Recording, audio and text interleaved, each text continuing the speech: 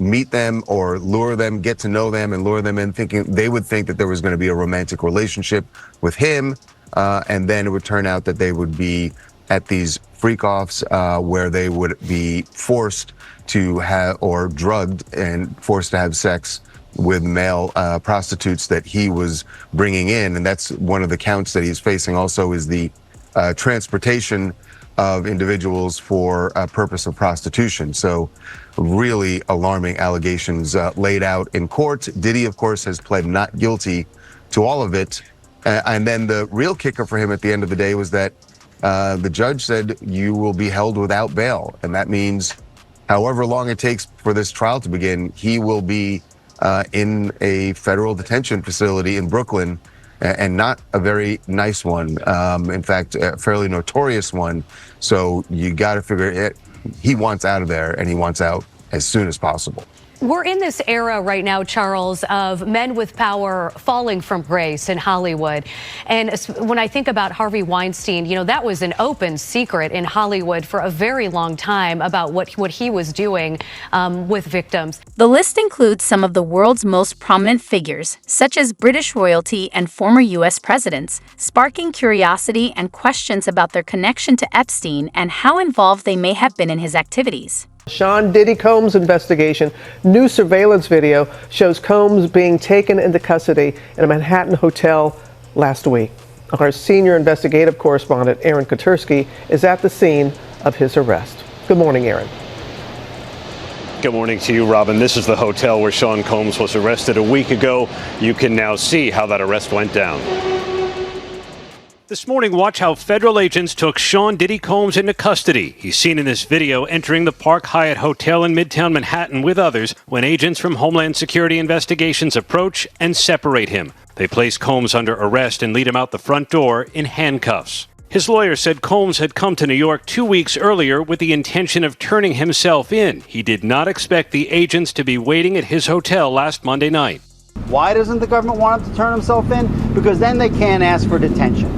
So they go and they arrest him. They arrest a guy who came to New York to turn himself in. 1, 2, 3. A day earlier, Combs seen out and about in New York with his family, seemingly in good spirits. Combs has pleaded not guilty to racketeering, conspiracy, sex trafficking, and prostitution charges. At the center of the case, this 2016 video obtained by CNN that depicts Combs attacking his then-girlfriend, the singer Cassie, and then dragging her back toward a hotel room. Federal prosecutors said the video is powerful evidence of how dangerous the hip-hop mogul could be to women, part of why 2 different federal judges denied him bail. This has to be a 100% culture shock. I can't imagine living a lifestyle of the incredibly rich and famous and then going into this very dark, impersonal, cold, austere facility. Combs, who lived in this $50 million Miami mansion, is now in an isolated unit of a federal jail in Brooklyn known for miserable conditions. The special housing unit is a 24-hour lockdown unit, which means that any movement within that unit is controlled and coordinated, and no inmate moves outside of his cell without being in full restraints, to include leg irons, handcuffs, a belly chain, and at least 2, if not 3, staff members escorting them. When Combs first arrived at jail, he was monitored for suicide. That's common for any high-profile inmate. But his attorney says Combs is not suicidal.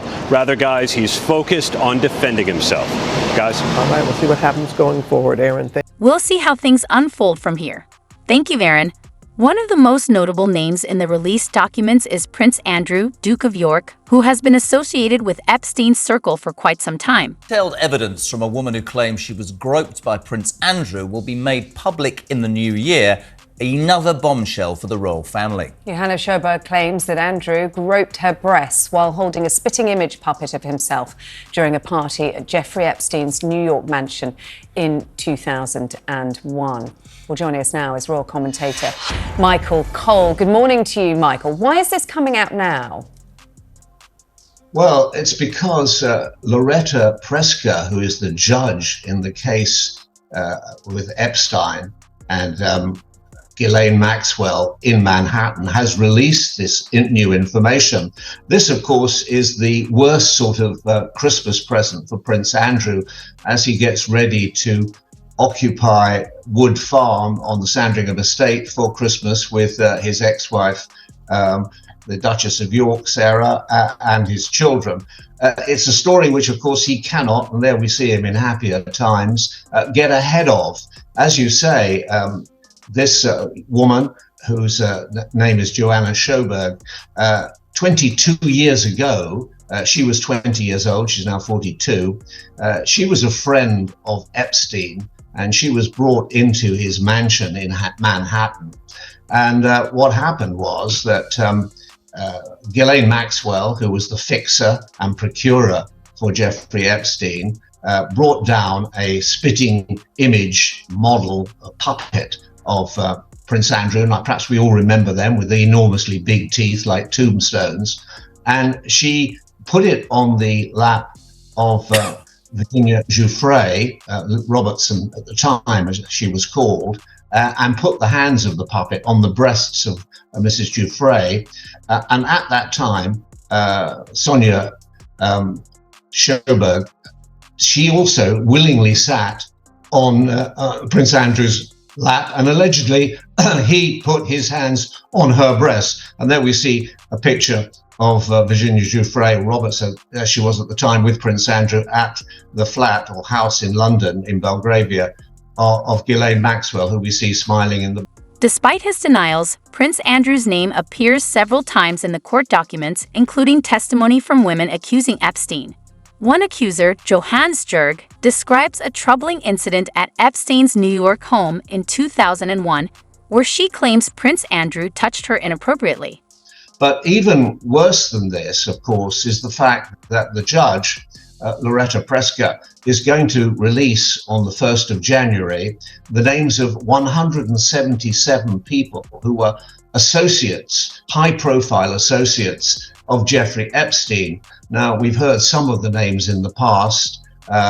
Epstein's ex-banker, Jess Staley, has also been mentioned already, but there are other very high-profile names, very famous names in politics and in industry. So it's an awful, dreadful mess for Prince Andrew. As I say, he can't seem to get ahead of this story. It's like a piece of chewing gum stuck to his tennis shoe. You can't get it off. Michael, really good to have you with us this morning. Just you and Sarah are royal commentators. I have this role from the outside, but I just wanted to ask you. We've heard, yes, Loretta Preska, the judge, is saying that can become public, that those names can become public, and it's Christmas, and we talk about PR and all that. This was 22 years ago, okay? And I think most people quite rightly have made their minds up about Prince Andrew. I wanted to put to both of you, actually, when he settled out of court, right, for 12 million or whatever it was, and we were told it was so his mother could just move on and everybody was happy. Platinum Jubilee was coming up. Platinum Jubilee, and that actually, in the end, of course, you know, you then wanted to get back to public life. I've always thought, and call me cynical, both of you, but do you settle out of court unless there is something that you don't want said? And I find myself thinking that 5 days before Christmas, having paid his 12 million quid, maybe what he wanted kept isn't going to be kept anyway. So whoever advised him, I think, yet again, not the greatest advice. Would you agree with that? I think the difficulty for the Duke of York is he's always maintained his innocence, but he hasn't been able to prove his innocence because he's settled. Because exactly, why do you pay out? And therefore, he will always be tinged with this, and he will always. His reputation has been utterly destroyed by going through. Johannes Jurg stated that Ghislaine Maxwell orchestrated the encounter, and Prince Andrew's actions were part of the exploitation she suffered under Epstein's circle. Under this defense proposal that, again, was denied by the judge today. So he will remain in a federal facility until court. And Alex, as we read some of these notes, again, from Aaron Katursky, it was really interesting when the defense, tried to talk about the trust that they were trying to build with the court in terms of getting Diddy into New York ahead of this and ahead of his arrest, knowing that this was coming. And at one point, the defense called Diddy an actual altar boy. Alex, the judge pushed back on that pretty quickly.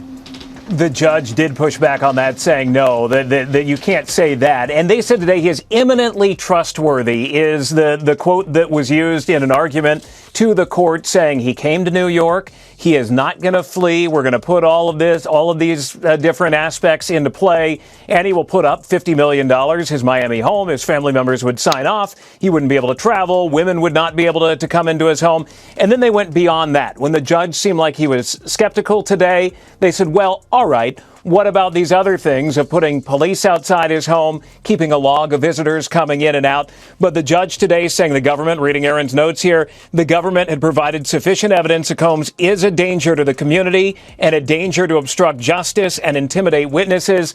A lot of this coming back to prosecutors saying he had tried to reach out to an alleged victim, saying essentially that if she continued to defend him and stayed on his side, financially she would be okay. They said that was a problem and made their argument today, and the judge coming down on the side of prosecutors. Certainly did. And Brian, it sounds like he's going to be held in a special housing unit there in Brooklyn. Are you able to read us in on what that's like at all?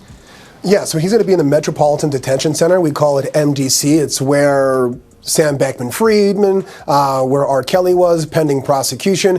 It is called a special housing unit, but people who are there call it the SHU, S-H-U. It's a part of segregated population where people are not in what you often hear as gen pop or general population. Some of the difficulties of that, I've had clients in the SHU, is sometimes they literally go missing for some 30, 45 days. It's sometimes a place where people go when they have infractions while they're incarcerated. And what I mean by disappear is they don't have access or full access to phones, the internet, calls. Sometimes when my clients go into the SHU, the first time I hear about it is when their family members say, Mr. Bryan, I can't find my son. I can't find my loved one. Where are they? And it's only through investigation that we find there's an infraction of something in the sense that they're in the SHU. So to the defense attorney's point, Mark, he's saying it's going to be much harder for him to try to mount a defense based on the limitations of where he'll be in that SHU. Again, S-H-U, not like an S-H-O-E, based on just the ins and outs of how segregated population works in MDC. Wow, how times can change here. In nearly a year, this investigation has been going on, and it wasn't that long ago that Sean Diddy Combs was offered a key to the city there in New York, where he is now being held in a federal facility awaiting trial. Alex and Brian, our thanks. Prince Andrew's name also surfaced in legal proceedings involving Virginia Giuffre, another woman who accused Epstein of trafficking her for sexual exploitation. Breaking news in the Sean Diddy Combs case. He's back in federal court today in Manhattan, this time trying to secure bail. The music mogul was denied bail yesterday after his arrest on sex trafficking and other charges. Prosecutors say that the charges stem from years of sexual abuse and threats against women. He has pleaded not guilty to those charges, and he made that plea yesterday. I want to bring in ABC News' Alex Stone, along with ABC News legal contributor and trial attorney Brian Buckmeyer, for more on this. So again, we're still waiting to hear the judge's decision today because, again, his defense team is trying to get him out on this $50 million bond. And Alex, it does... Oh, my producer just told me in my ear he has been ordered held again. Okay, so the Judge Andrew Carter has decided that Sean Diddy Combs will be held again in a federal facility. So let's jump off right there here. Alex, starting with you. We're learning from our Aaron Katursky, who's in that courtroom, that already this judge was pretty skeptical of some of the arguments that the defense team was making on Diddy's behalf.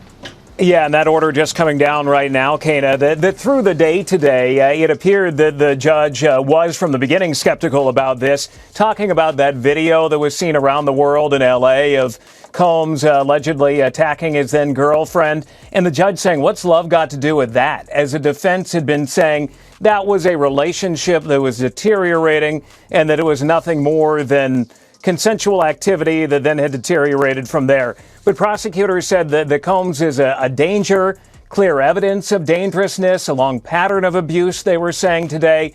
But the defense offered the sun and the moon, saying, we will do anything if you allow him to post bail. $50 million bail. They would have off-duty police outside his home, control who comes and goes, take away his cell phone. Anything that the judge was willing to do, and the word just coming in now, the judge saying no way, he will remain in jail. He certainly will. And again, sharing reporting from our Aaron Katursky that is in that courtroom, he said that Combs did not appear to react, but that he had his eyes cast downward while he was seated at the defense table when this all came down. And so, Brian Buckmeyer, to you. The judge said the defense proposal to this bail package was insufficient, and that the government, on the other side of that, provided sufficient evidence that Combs is a danger to the community and a danger to obstruct justice and intimidate witnesses. And Brian, I find some of that language particularly interesting when you think about what his defense attorneys were trying to argue, and they were essentially trying to paint a picture of what it would look like if he was to be allowed out on bail, with security teams monitoring his comings and goings, who would come into the residence. And Brian, his own defense lawyer used the language, "What I'm trying to fashion is a situation where any witness intimidation would be virtually impossible." Yeah, and that was the issue that we saw with the initial judge yesterday, that in evaluating this case for the possibility of bond and or bail, that there's always the issue of flight, whether or not someone's going to flee the state, flee the country, whatever it may be, and not come back to court, but also whether or not that Sean Combs' power and influence could be a force of threatening, witness intimidation, or reoccurring or reoffending in a way that would harm other women in his inner circle, so to speak. And so the defense is trying to fashion a way of saying he has no opportunity to intimidate witnesses, even though there's alleged evidence that he's reaching out to some of those women to try to ensure that they're not coming forward after that Cassie lawsuit came forward. But it seems like, as you quoted the judge, that was insufficient. That whatever the bail package the defense tried to put forward was not enough for this judge, Judge Carter, to say that he would be a safety to the community and would return back to court on each and every date. I mean, right. Again, there was a head of a private security firm even appearing in court. There would be a pre-approved list of visitors, and Combs would have no. In 2022, Prince Andrew reached an out-of-court settlement with Virginia Giuffre. In the agreement, he expressed regret for his connection to Epstein and praised Giuffre and other survivors for their courage in speaking out. Being able to be rehabilitated in the public image, Never. It's just not going to happen. No. Is it, Michael? As you remember, in that car crash interview with Emily Maitlis, Newsnight, he said never met the lady, and he's maintained the position that he's never, not only didn't have sex with the young 17-year-old Virginia Robertson, he didn't even know her, and that is the position he's always maintained.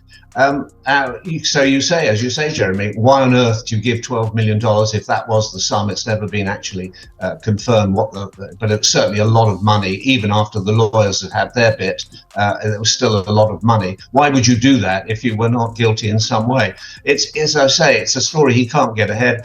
That's why he can't come back into the royal family or have any semblance of the royal life he had, and that's why he's in disgrace. So his fateful friendship with Jeffrey Epstein continues to be an albatross around his neck, and I can't see it going away anytime soon. And what about Virginia Giuffre and the prospect of her memoirs as well, Michael Cole, that is being dangled, over him? Yep.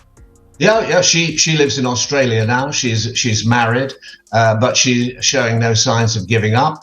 Of course, these women say that they're campaigning on the behalf of other women who've been trafficked and abused in this way, and therefore we must support them. And of course, what went on was disgraceful. Ghislaine Maxwell is in federal prison, Club Fed, as it's known, serving 20 years for her part in all this. It's an awful, dreadful mess, failure of judgment on the part of the Queen's, late Queen's second son, and appalling for them all. But they'll have to face it up. The names will come out. I think there's a lot of men around the world, not just in America, who may be wondering what's going to come out, because they were friends with Epstein in earlier times.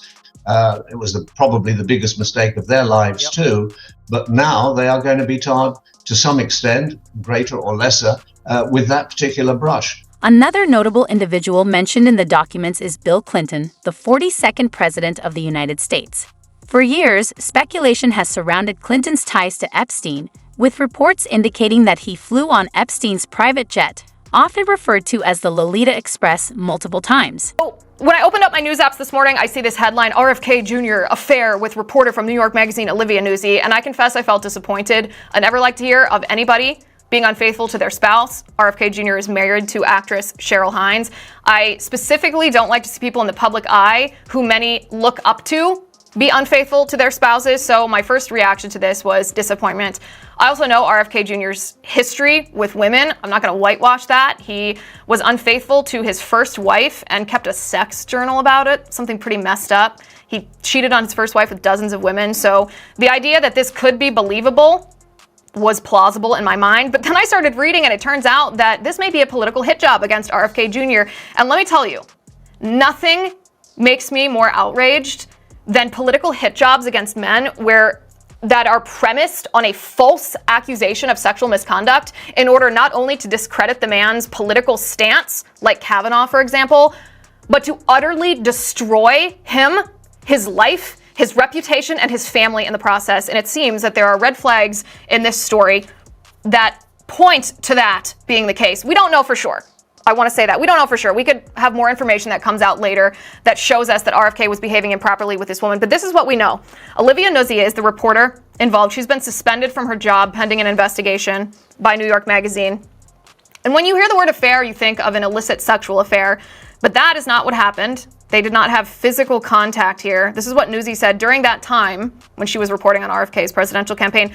I did not directly report on the subject, RFK, or use them as a source. The relationship was never physical, but should have been disclosed to prevent the appearance of a conflict. I deeply regret not doing so immediately and apologize to those I've disappointed, especially my colleagues at New York.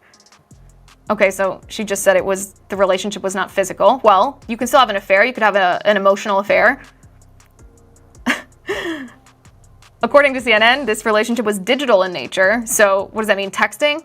So we're climbing down the rungs here of what the headline originally portrayed. Argue, you look at Bill Cosby and what happened to him, Jeffrey Epstein, you look at Harvey Weinstein, you look at R. Kelly. Because you have those specific incidences to point to in recent memory, that would dilute the potency of such an argument on the part of the defense. Do you agree with such an assertion? I do, personally. We have known about the issue of power imbalance in our society on jobs in different occasions. Many people, many of your listeners have probably experienced it. There are situations that the rich and powerful can put other people in that can coerce them, force them to do things against their will, even force them in criminal ways, but they can do it because of their power dynamic. So getting back to your point, this idea of, hey, these are consenting individuals doing consenting things. We now know that there are things that are going on with powerful individuals that may be criminal acts, but they're doing it because they have the power over others.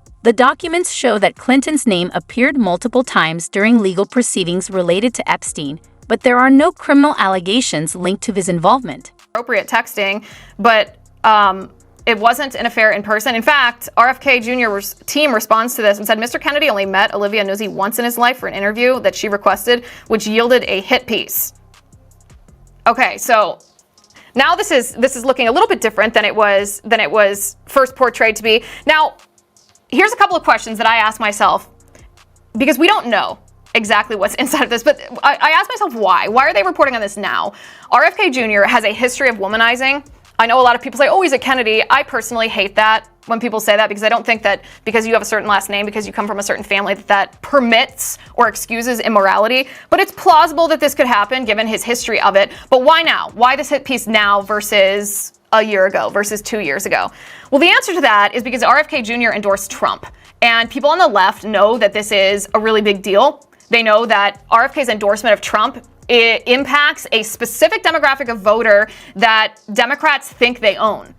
Democrats think they own women. Democrats think that they own suburban women in particular. And RFK Jr. and Trump, by the way, suffers in that voting demographic. A lot of suburban women don't want to vote for Trump or say they won't vote for Trump. They're voting for Kamala.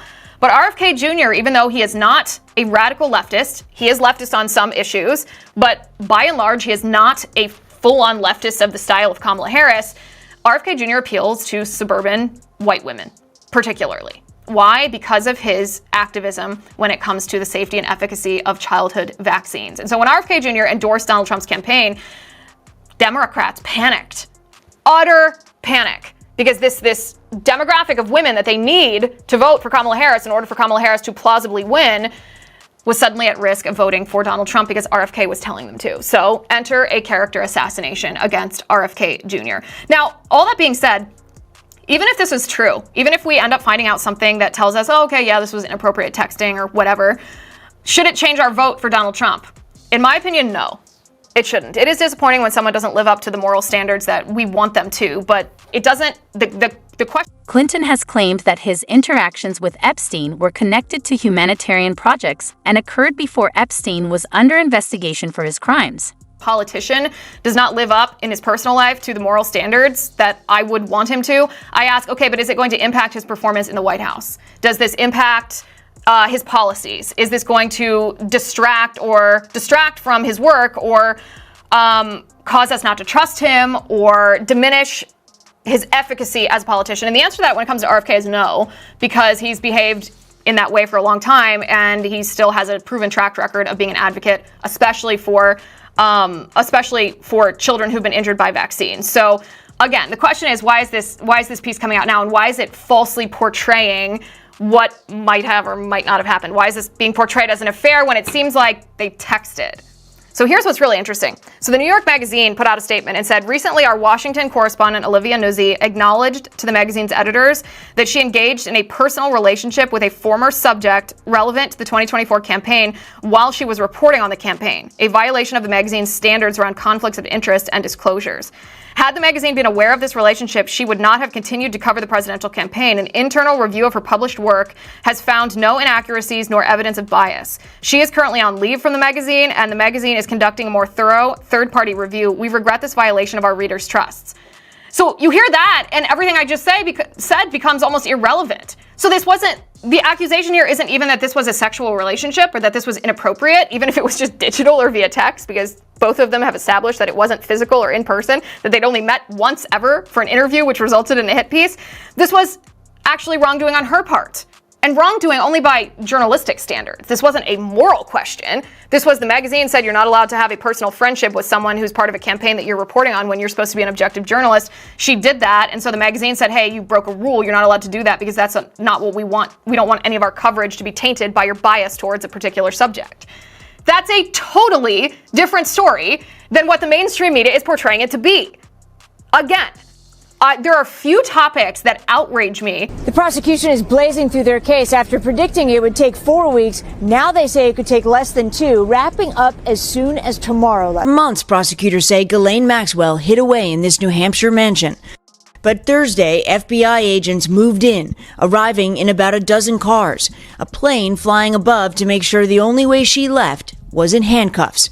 Now, Jeffrey Epstein's closest associate is sitting in a cell in this medium security county jail in New Hampshire. The 58-year-old faces 4 charges in connection with transporting a minor for criminal sexual activity. Maxwell has long denied any involvement with Epstein's alleged crimes. Overnight, prosecutors requested a hearing on Friday, telling the judge she's expected to be transferred to New York early this week. The question many are asking, will Maxwell reveal any secrets about others in Epstein's circle? One of his accusers, Virginia Roberts-Giuffre, said this to 60 Minutes Australia. I really hope she comes forward and says A, B, C, D, E was involved. This is how it ran. Just help us victims get some accountability. One connection of interest, Maxwell's friend, Prince Andrew. She attended Princess Beatrice's 18th birthday party, and she also visited Buckingham Palace on multiple occasions. This is not just the privilege of someone that's a casual friend. This is a very close friend. This newly surfaced photo published by the Daily Telegraph appears to show Maxwell with actor Kevin Spacey sitting on the thrones at Buckingham Palace. The Telegraph reports it was taken during a tour organized by Prince Andrew in 2002. Spacey has faced his own allegations of sexual assault, which he has denied. NBC News has not verified the photo, and the palace, Spacey, and Maxwell's attorney have not responded to requests for comment. Giuffre says Maxwell recruited her, and that she was 17 when this photo was taken in Maxwell's London townhouse, next to the bathroom where she says Prince Andrew abused her. What happened? The first time in London, I was so young. Ghislaine woke me up in the morning and said, "You're going to meet a prince today." I didn't know at that point that I was going to be trafficked to that prince. Allegations he has repeatedly denied, including in this BBC interview last year. I have no recollection of ever meeting this lady.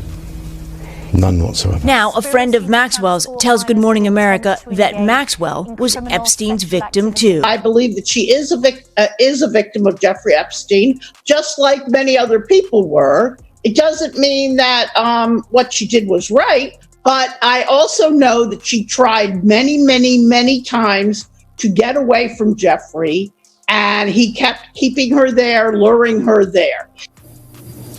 Steph, for months now, there has been this back and forth about Prince Andrew speaking with officials here in the United States. Do we know where that stands? You know, the U.S. attorney was asked about that on Thursday, the day they arrested Ghislaine Maxwell, and she said that they are interested in speaking to Prince Andrew. But then a person close to his team tells NBC News that they are, quote, bewildered by that comment, that they have communicated with the U.S. attorney's office twice in the last month and gotten no response. Furthermore, both Epstein and Maxwell have denied allegations that Clinton visited Epstein's private island, and there is no evidence in the flight logs to support these claims.